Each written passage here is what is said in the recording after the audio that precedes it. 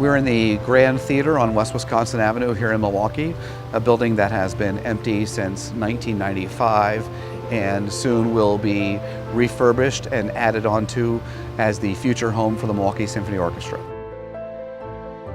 I'm standing in the lobby of the Grand Theater, one of the best examples of Art Deco architecture in Milwaukee.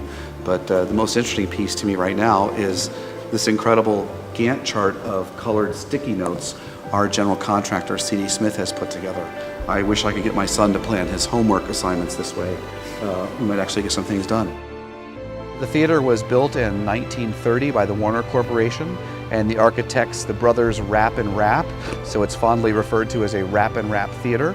So this is one of my favorite places in the building. This is the balcony overlooking the historic lobby. It's pretty neat. Maybe this could be our hall of mirrors like we're in Versailles. This is going to be a place where I think a lot of people are going to gather and take it all in.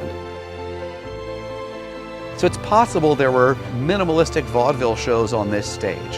However, this theater was built right at that point where sound became part of movies all the time. The theater that existed here before the Grand Theater was called the Iron Butterfly, and that theater, I believe, had quite a lot of vaudeville in it. But for the most part, the Grand Theater was a grand movie palace.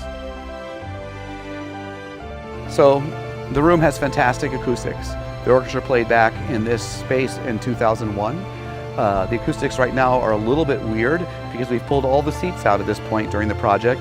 So there's a gigantic open space with concrete floors, and there's an exhaust fan going, thank God. So I'll play a few notes for you, and it's going to be a little bit more reverberant than it would be in the future, but just give you an idea of the size of the space.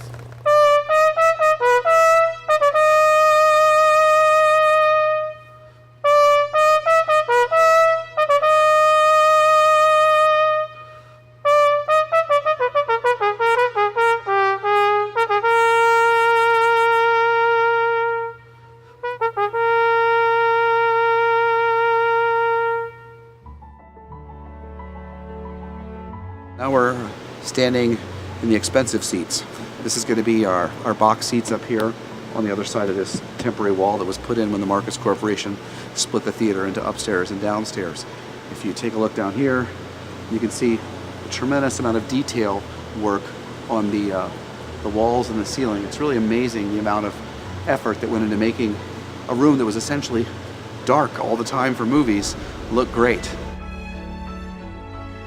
Not only will you get the historic feeling of a theater built in the 30s and all of that ambiance, but with all the additional construction on the sides, you're going to have the amenities of the 21st century. So the coat check and the bathroom and the bar and all of those things, the box office, will be as modern as possible. But when you sit in your seat, you may feel like you've gone back in time. And Milwaukee really loves their old things. Milwaukee loves to celebrate the history of the city and the repurposing of old buildings, and to really are very, very nostalgic about our past. This is the biggest move the Milwaukee Symphony's made since the birth of the orchestra some 59 years ago. Our programming has grown, our organization has grown, and it's time for us to move out and have our own home where we control our destiny.